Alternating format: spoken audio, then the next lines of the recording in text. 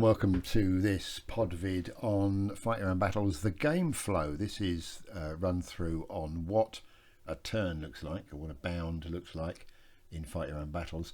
So you've got an idea of basically how the game flows along. Now clearly you are the general on both sides, so you're operating elements on both sides of the table.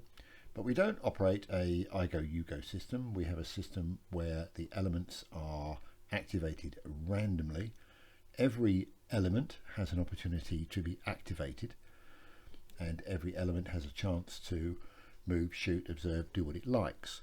It doesn't mean it's going to, and we'll come on to that in a minute, but every element has that opportunity. So a few definitions, just so that we're all on the same page. A bound in Fight Your Own Battles is every element on the table having a turn. When everybody's done that, that's called a bound, and there are 24 bounds in one day. It doesn't mean that the moves are or the bounds are intended to represent an hour at a time. It's just that there are 24 of them during the day. Some of them are at night, some of them are during the day. All of that is within campaign day, which we've already covered in Heroes All. Just a reminder that what we're talking about here is a mechanism to play the game solo, not a set of rules to how to play a war game. So the bound is made up of a turn by every element, and the turn of an element, it has an opportunity to move, fire, do something else. The turn of a company officer is him doing all his company officery stuff, and we'll cover those two off in a minute. And then at the end of the bound, there's a little bit of admin to clear up and tidy up before we start the next bound. So what does a turn for an element look like? Well, let's just take half a step back and talk about activation. I said just now that we don't do I go, you go. The elements, each bound, are activated in a different order, and that order is determined by the order priority cards. So if there are 6 elements on the table, and that includes the COs, then you have priority cards numbered 1 to 6.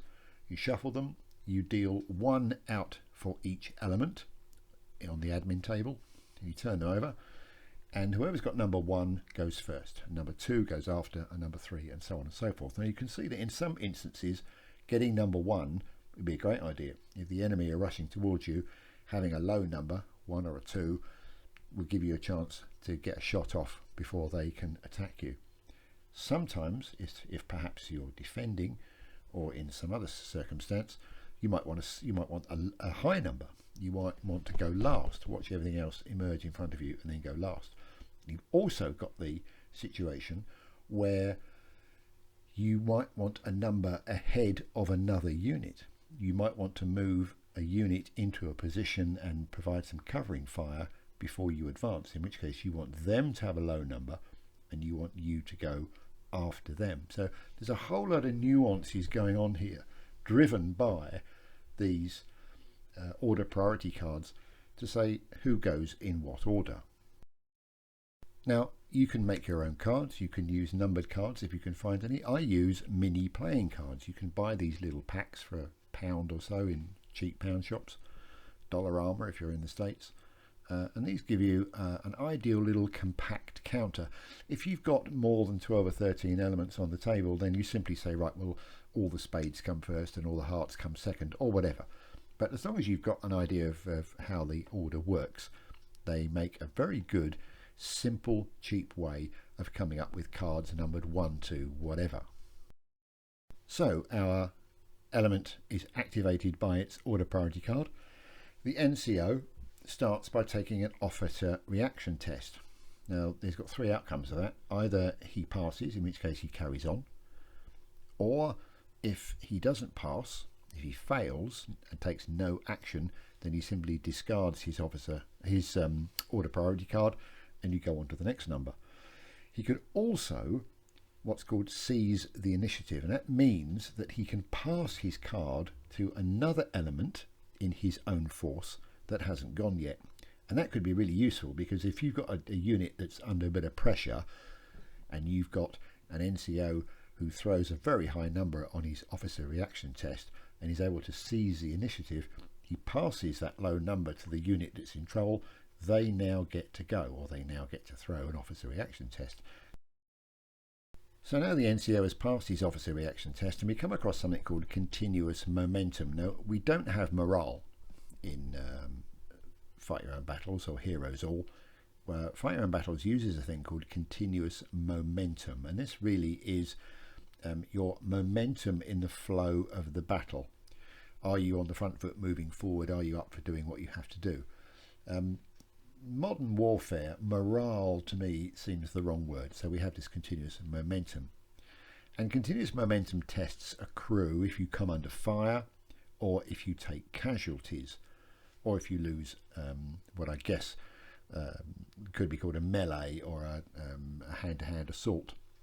So your continuous momentum tests, and you'll see there's a whole load of charts as to how they accrue. They are registered in terms of numbers of d6 that you throw, and you can throw 15 or 20 d6 in your continuous momentum tests depending on how many casualties you've taken, how much fire you have been under. But you throw all these dice, and if you score any ones, they're not good for you. So it's very possible that your continuous momentum can be affected if you only have to throw 3 dice, or if you throw 33 dice. It depends on how many ones you get. We'll come on to continuous momentum as a whole separate video, but let's assume for now he hasn't got any tests, or those tests that he has to take haven't affected him. Now we come on to one of the key elements. This is the third stage, and that is the order dice. Now the order dice is a d3, and it obviously gives you 3 answers. It gives you a 1, 2 or a 3. A 1 is a fire, 2 is a move, and a 3 is do something else. Now in Heroes All, you remember those command dice that you threw. 1 is a fire, 2 is a move, and 3 is do something else. Well, you haven't got to relearn that because it's the same in Fight Your Own Battles. So with Fight Your Own Battles, what the order dice tells your NCO is which of those 3 he's going to do first. Now there's a separate video on order dice, so I'm not going to go into it in great detail, but just to say that if he throws a 2, for argument's sake, he moves first, and then he can fire or do something else, or he can move, then do something else and fire, or he doesn't move. He can then do what he likes. So the order dice are his local him making a decision as to what he's going to do. That's how NCOs make their decisions. And finally, when he's done whatever firing, moving and anything else he wants to do, there's the final 4th stage, which is little updates, and this is the card sheet, which has been much simplified from earlier versions of Fight Your Own Battles. So the new card sheet will keep account of any shots that he's taken, because in Fight Your Own Battles there's a limited number of shots you can take throughout the game. If there's any casualties inflicted, which might include the NCO, if he's been if as a result of his turn he's taken some continuous momentum tests, they get collected and registered, and then he discards his order priority card and he replaces it with an activity counter, and the activity counters are just a reminder to you as to what he did. Did he move? Did he fire? What did he do? And it's the moving and the firing is important, because when you come to another unit observing him, maybe at the start of the next bound or later on in this bound, then the observation changes depending on whether he moved or fired. He's easier to see if he moved and fired. So you can look at the activity counter and say, oh yes, I remember now, he fired. If you don't have an activity counter, it's not easy to remember what everybody does. So it's just one of those little game helping hands. And that's it, our element is done. And I can tell you it takes an awful lot less time to do than it has for me to walk you through that. So you're taking an officer reaction test, which is a D10. That's fine. Your continuous momentum tests, a quick look at the card sheet. Oh yes, I've got 6 to take, throw those. No, I'm fine, we can move on. Order dice, throw that, I've got a 2, move first. Right, we're going to move there, and then we're going to shoot. We do our shooting and everything else that we do. And we've done all that. Right, now our updates. Right, we took a shot, make a little note of that. We haven't got any continuous momentum tests anymore.